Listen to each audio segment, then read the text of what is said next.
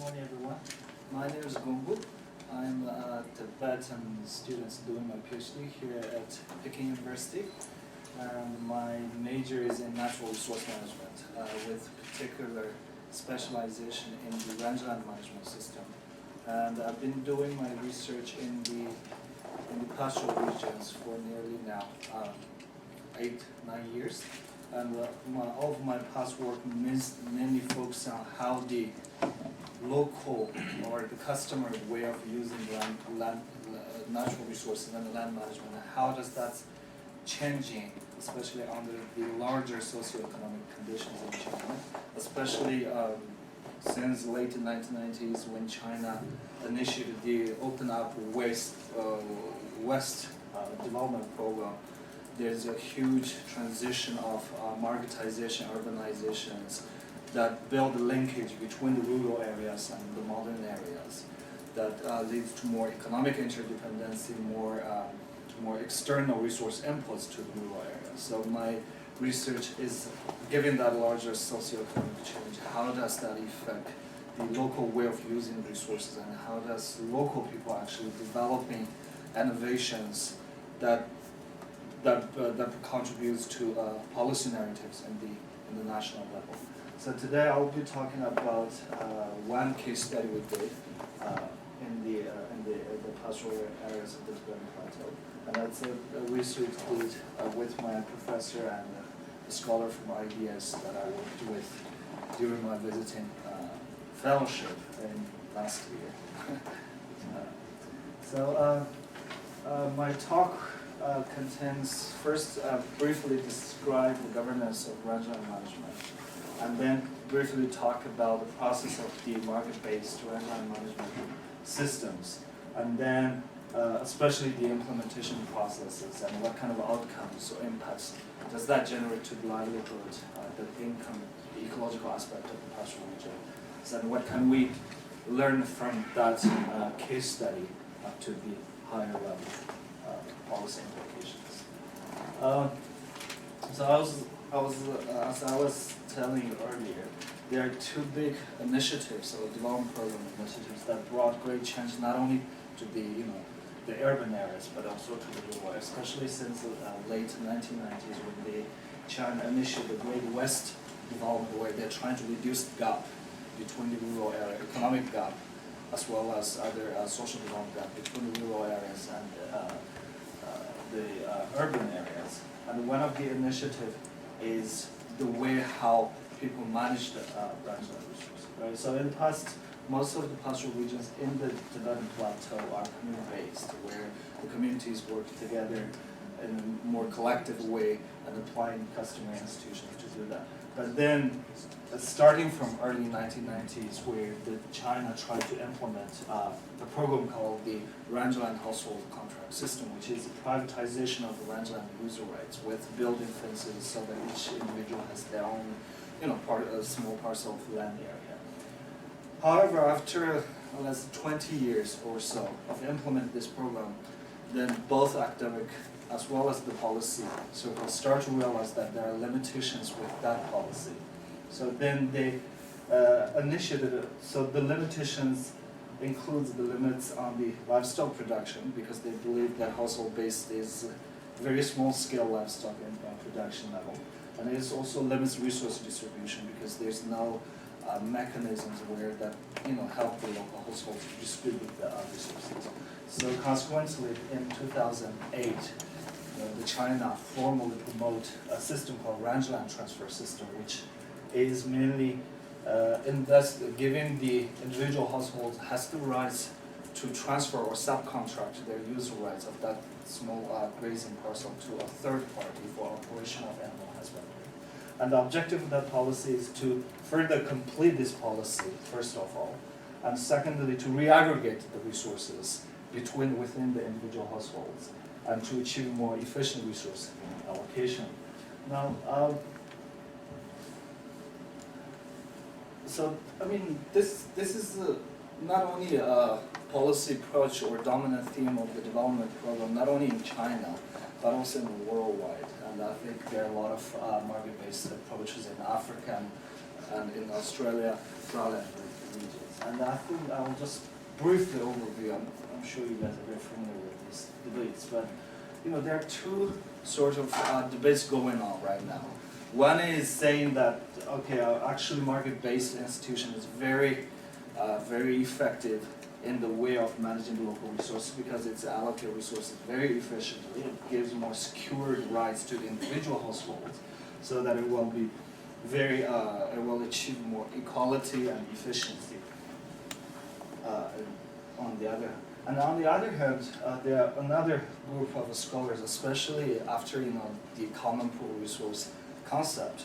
There's a huge increasing interest, especially not only in the international level, but also within China's academic circle. There's a huge interest about the community-based management system, and these group of scholars are arguing that actually the rangeland ecosystem is very dynamic and a complex system with weather's changing rapidly. There's frequency of natural disasters. So therefore, actually, the community-based way of managing the resources is more better adapt to the situation. And then, of course, given the recent climate change that increased the drastic fluctuations of the local weather conditions, they think it will be better. The community-based way of managing is better cope to the situation. However, I believe there are two things that I think the current debate failed to or not adequately addressed. And one thing is, even though the central level implemented the market-based policy, which is based on the privatization, you have the rights to transfer system. Even though it's the central policy, but when the policy reaches into the ground level, it starts to evolve. So it's not like exactly what the central level says, and we'll implement it exactly what on the ground level. So, through our research work, we believe that the market-based, this top-down system, when it reaches to the ground level, it evolves into more diverse. Explain what the central level is.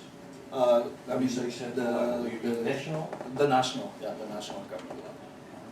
And then the other one is the community. Although, people talk a lot about the effectiveness of the customer institutions, the local culture, the social networks, and the cultural norms. But those cultural norms are also changing, especially in the face of the marketization, right? So it's not like, right now if you go to the pastoral regions of China, you don't see the what we call the pure community-based way of managing resources, where people believe, using cultural norms. Of course, they play a critical role.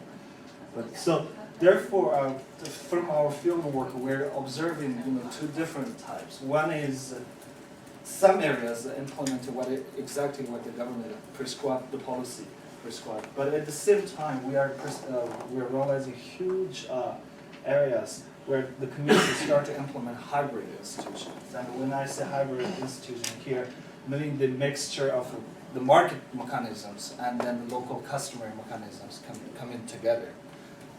So therefore, the question that I'll be talking about is what are the process of that evolution, and what difference are there between this one, where the local communities strictly followed what the policy prescribed, and then the hybrid institution, where the local communities are able to, based on their own customer, how they are able to incorporate the market mechanisms. So I'll be talking briefly about the process of that, and then what effects that will have on the economics and the ecological outcomes. But before I go into the details, I would like to talk a little bit about the histories of the institutional evolutions in the Tibetan area, which might give you more background about what I will say So before 1950s, most of the Tibetan pastoral regions are managed under tribes, right? Either tribal leaders or monasteries or region. So at that time, the ownership belonged to either these. However, the administrative units, so the way how they manage resources, are still within one tribe, right? Either one big tribe or one encampment group, which is more like a village in our current narrative. And then, even though these own the rangelands and contract the rangelands to the tribes or the groups use the rangelands collectively, right? And so if we go to the specific, there are several critics, several crucial process resources. One is the full vertical seasonal loop. So as probably many of you know, the Tibetan plateau is a very high elevated area with a lot of fluctuated elevation. So the vertical seasonal movement is critical for the livestock production. And people also happens to keep mix of livestock to adapt to that risk and more selective use of that grazing system. And then in terms of managing resources, in terms of the power, it's more of a collective decision, right? People come together, they collectively decide how to use the resources and when to use this. And this is really interesting because in the past, right now, if you talk about rules and systems, mostly involves financial penalty and punishment. However, in the past, cultural way of punishing people is really very popular. So there's the cultural vow, which means you have to vow to say that I didn't cheat. Or otherwise, if you didn't follow the community's decision of managing rules, there will be what we call the socio-cultural exclusion, which means you are not part of this community anymore. So whatever happens to you, deal with alone, right? So those are things that really happen to be very effective. So therefore, when I say customer institution, first it's the community organization, right? Either in the past it's a tribe, right now it's a village. And then the people have the collective resource access system that developed through indigenous knowledge, cultural norms, kinship, social networks. And that facilitates a resource use process where the herders are able to facilitate more seasonal and more complex daily grazing system. However, that changed over several phases. So from 1950 to 1982, there was a system called the community system, where the ownership of that management system shifted from the local tribal leaders to the monastery to the Chinese government. However, the way how they managed the resources are not much changed. And then in 1982, when China initiated the economic reforms of planning to market economy, there was the community system was dismantled. People started to privatize livestock, but the rangeland was contracted to a community, and at that time the community means it's a village, right? And then early 1990s, then they start to initiate the rangeland contract system, where not only the livestock is privatized, but they also start to privatize the user rights of that rangeland to individual households. And then in 2000, they started rangeland transfer system. So if you look at this history of the institution and evolution, as you can see, before this privatization of the user rights, even though there are some changes in the way who owns the resource, however, there's the way how the community manage the resources is still very similar to the traditional way of doing it. Still, the community has a role, and the community is able to maintain the community system. However, after when they start to privatize the rangeland system, and start to promote the market this institution, then that's, I think, a stage or process where the external policy inputs are start to replace the customary. So here, probably, people are a little bit controversial about how we define the community, but I think the community here refers to the present administration is the village, whereas in the past it's the tribe that are formed based on the past tribal communities. So that therefore, actually, the current villages are able to maintain many of those past social management systems. So going back to my research, I was able to select 2 villages in the same area. We selected in the same area so that it shares similar the larger socioeconomic and physical characteristics. It's located on the Qinghai province in China, and however so you can see the detailed the characteristics of the physical feature. The elevation is around that. The precipitation level changes. This is the average one, but it changes very rapidly. So it shares a lot of the dryland features in Africa, and Australia, and the other regions. So I selected the 2 villages where one village strictly followed the rangeland transfer system as the policy prescribed. And the other village is able to develop in a hybrid institution where they consider both market mechanisms and customers. So I'm not going into details because I already mentioned these few things here about the history of that. But the interesting thing is, even though China promoted the rangeland privatization system in the early 1990s, and it promoted in the Inner Mongolia, Xinjiang, but in Tibetan areas, the actual implemented stage becomes very later on. Some communities still maintain community way of managing resources, right? So there's a difference between how the policy is being promoted and how it is actually being implemented. So this village was selected as what we call the government demonstration village, right? 项目示范区. So it means it's selected as a village where the government starts to implement the policies and see how it works, right? And then so in 2001, they initiated the contract system. So what really happened is that in the past, the 4 seasons, pastures are combined together and reduced into 2 seasonal pastures. And in each season, each household gets 1 unit of grazing parcels. And in 2008, they implemented the transfer system where the herders have the rights to transfer rate or subcontract their user rate. So this is the other village who engages with the hybrid institution that I was referring to. So it's located in more remote locations, but when the interesting aspect is when the central level policy, the national level policy, that being promoted from the central government down to the local level. The local level provides more flexible spaces for the local communities to engage with the policy. So even though the government provides the certified contract, which gives you a certification saying actually you have the rights to hold this much land area, but in actual practice, the village only divide the winter pastures.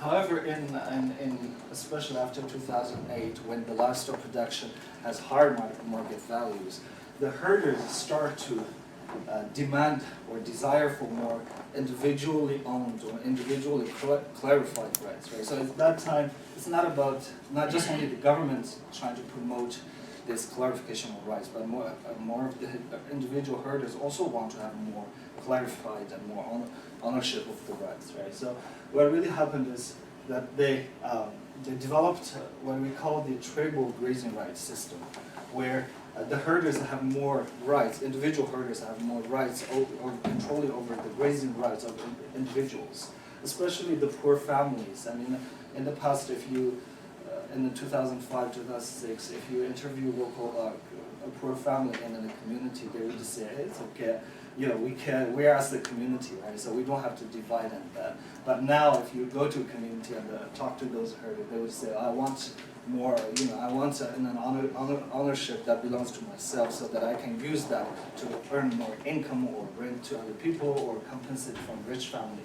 So actually, when the marketization comes in, the herders' awareness or their narratives of the ecosystems are also changing in the way. So that also has a huge impact, or sort of the trigger for the local communities to start to evolve into more of an innovative system. So in 2009, they initiated what we call the tribal grazing rights system.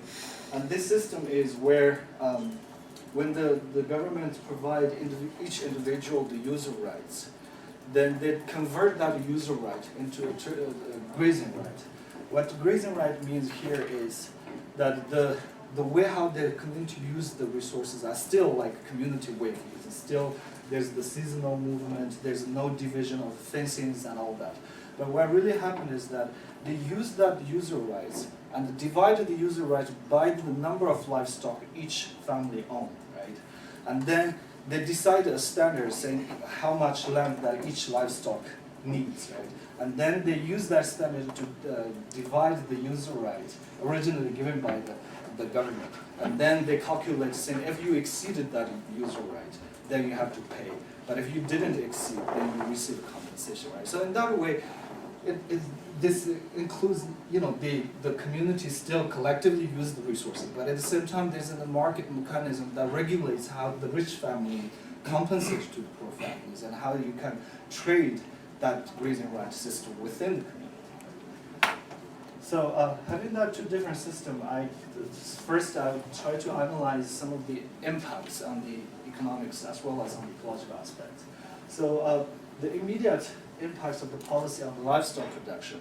So if we can look at several indicators. When I say hybrid system, that's both the market and the customer. And we compared first-hand field data from 2000, so pre-institutional reforms up to now. So there are like 4 years of field data collection. And from there, we can see first livestock mortality, we can see there's a reduction, whereas there's an increase under the market system. And then in terms of production efficiency, the cost is higher under the market system, but then the incomes are lower than the hybrid system. And in terms of the percent of the income, so you can see the distribution of the livestock production costs. Under the hybrid system, most of the costs are distributed between 10 to 30%, whereas on the market system, it's wide, right? So which means one family is experience only 10%, whereas another family is experience 100% of the production cost. So the distribution of the production cost are very fairly. So given that impact on the livestock production, then it has a huge impact on the income as well. So the income level per capita under the market system is 39% lower, and this much of lower in 2014. And then in terms of the income level, the variability of that income level, under the market system there was a 16% reduction between those 2 years, whereas there's only like 3% increase. So the variation between years is very high under the market system. And then there's the inequalities more widened under the market system compared to the hybrid system. And then for the ecological outcomes, if we look at under the market system, even though it facilitates certain movements, the livestock movements are still between two households grazing areas, right? Even though it's a transfer system, I rent a rangeland from him, that means my livestock move from my land area to there. Whereas under the hybrid system, they still maintain the community way of doing that. So we have a chance to do seasonal movement, whereas within each seasonal pasture, we have a larger scale of livestock movement. And that pattern of movement also has a huge impact on the ecological, the rangeland landscape. So I used the level of landscape fragmentation as a way of measuring that, and then we measured the distribution of the vegetation composition, and we realized that there's actually higher level of rangeland fragmentation under the market system compared to the hybrid system. Right? So if you go into the village where they practice only market system, you see that in one small area you see all covered by like not poisonous species, and then in the next level you see a good pasture area. The next level you see all forms. Whereas this one is more able to maintain more of a uniform distribution of the rangeland composition. So what happened? I mean, why these two systems lead to these different outcomes? So we first look at the structure of that two management systems. Under the transfer system, there are two main roles. One is the government, who provided the certificates to the people, and then the government won't intervene when there's a conflict between the individual households. Whereas the market's role, under the market role, all the decisions, all the responsibilities of managing resources goes into the individual household. So that means the individual has sanctioning power, but at the same time they also have the responsibility to manage over their boundaries, as well as how they transfer their system. And then in terms of livestock movement, it's more of a rotational. When I say rotational, it's quite different from the rotational management in the US or in UK rangeland, where here they rotate between two small grazing parcel areas, right? And then the way of accessing to those resources are through renting, which means that the availability of that access is to anyone who has the ability to pay the system. But if we look at here, this aspect, it's quite, the government role is quite same. It provides user rights. But if there's a conflict over resources, they only intervene if the community is not able to solve the problem, right? So as you can see, there's a community role within that in the hybrid system. So there's still the way how people use the resources in terms of how the livestock is being moved, in terms of when to move. It's still a collective decision, right? And the community leaders hold the sanction power. So in terms of how they manage the movement of the resources, quite similar to the traditional one. But what really interesting is they incorporated some of these market mechanisms where they clarify the grazing rights system so that individuals have also at the same time has certain rights to claim for compensations from the poor families. So it's like they incorporate this role in order to maintain this role, right? So given that management system, so under the market system, all the access to the individual grazing parcels are dependent on the ability to pay. So which means it will increase the livestock production cost.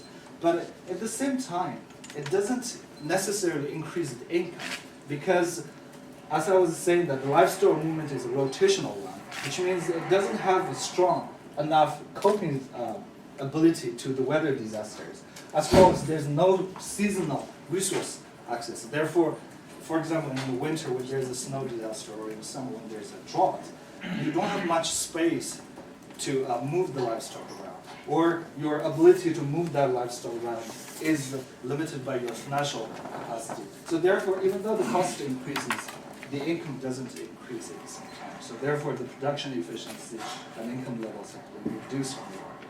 But at the same time, the gap between income, the income gap also increased between rich and poor because as all the access to resources are limited by your financial capacity, then only rich people has the ability to aggregate all the resources together, right? But if we look at the hybrid system, it's quite different.